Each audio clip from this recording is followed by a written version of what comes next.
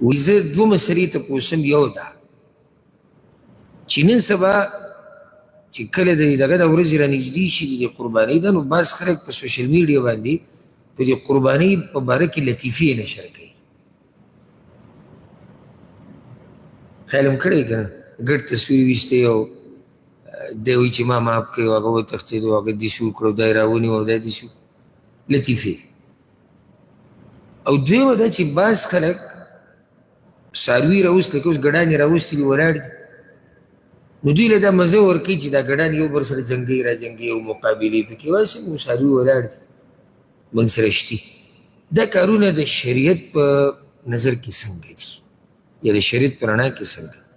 اول خو ګوره دا خبره یاده کړئ تاسو ته، قرباني د الله د دین نښه ده. قرباني نښه د الله د دین ده.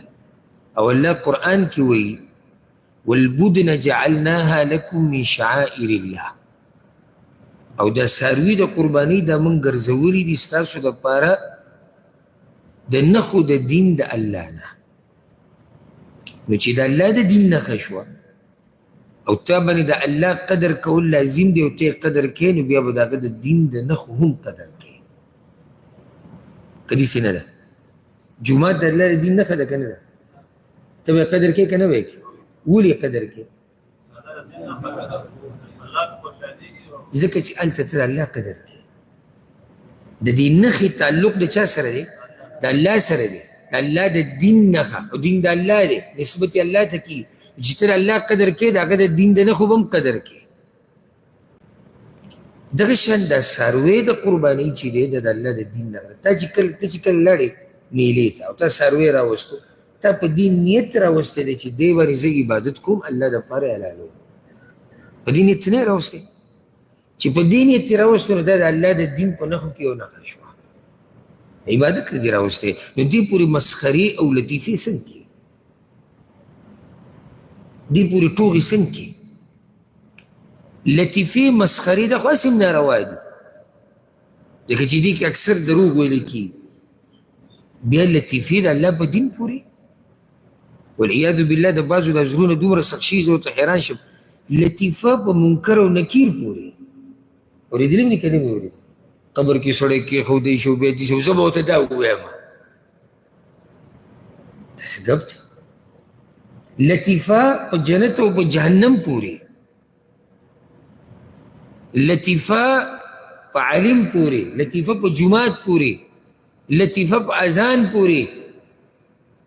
دا مسخرې او ټوغې او دا به نشر کوي.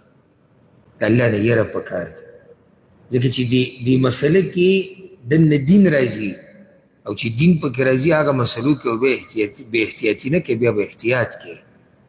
دا ګپ نه دی، دا خو عبادت ته تاسې مسخرې او لطیفې جوړې کړي. دا به لیدلي. دغه شان دا څاروي دا خلک حلالوي، د بعضو خلکو تجربه نه وي. لکه مثال کې څاروی ته وتښتېدو یا پخکري وو یا په لته وو، دا طبیعي خبرې دي. دا څه دي؟ غیر طبیعي دي که طبیعي دي؟ راتلی شي که نه شي راتلی؟ لازم دا خو څاروی دی، هوښیار دی چې ته به ورته چې ودرېږه ما ته ګوره او راسم لکه په ارام لږ صبر وکړه دا چاړه تېره کوم راوړه مې ته ما ته پرېږده. خپل زور کوي راټینګ کړی یو کس وو یا وتښتېد، د هغې ویډیوګانې نشر کول، هغې سره خنداګانې لګول، د هغې نه مسخره جوړول، دا هم نامناسب کار، دا هم نامناسب کار. او دا چې دا ویډیوګانې نشر کېږي تاسو ته داسې نه دي شوي، ډېر وګړي داسې موږ سره هم شوي، نو بیا ولې دا قسمه قصې نشر کوئ؟ لږ ساعت مخکې ما تاسو ته ووایي که نه، دا سنجیدګي هم د الله ډېر اوچت نعمت دی.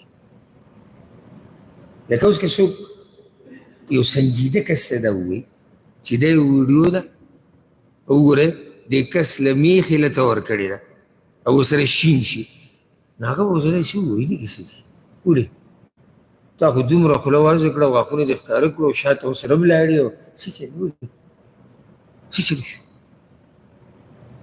او دا ټکی د ده چې تا ته داسې وایي چې څه چلو شو، دا داسې بېعزتي ده چې ستا هر ځای ختم. سنجیدګي ځان کې راوسته پکار دي. دا خو څاروی راسملولی، څاروي ځان خلاصوي او غلطه ور سړی ګوري، بلکې دې ټیم کې پکار دی چې په دې کس باندې ستا زړه خفه شي. چېرې کېدای شي زخمي شوی وران راولېدلی یا څاروی ته وتښتېدو مال یې غریب ځان له څومره ګران اخیسته و هغه تیلار ګډوډ شو نو ویډیوګانې نشر کوه د هغې سره خنداګانې لګوه خو نن سبا مقابله ټوله د څه روانه ده لیکونه کمنټونه هسې نه وي په دې څه کېږي په دې پیسې راځي ټوله مقابله نن سبا هغه د دې ده چې څومره پیسې ماته راځي څومره نه راځي په دې کې زموږ نه دا میر دي چې دا هر څه به زه په قبر کې پروت یم او دا به چلېږي تاسو چې سم نشر کوئ که نه او سم جوړوئ نو دې ته به کې سوچ وکړئ چې ته به مړې او دا به چلېږي او ستا مرضي که سندره غواړي چلیږي د پسې دروغ د پسې چلیږي مسخرې د پسې چلیږي هلته د پسې موټر شته صرف دې دپاره چې 100 روپۍ راشي دروغ په مسلمانانو کې غرور نه تازه خبر اجي ته ولګې څه د کوسلي به ولي سړی یاد دی څه ګډې وډې او ما له کله کله سمه خندا راشي د دغه عنوان راشي مګې ته کنه په مسافرو باندې اټمبم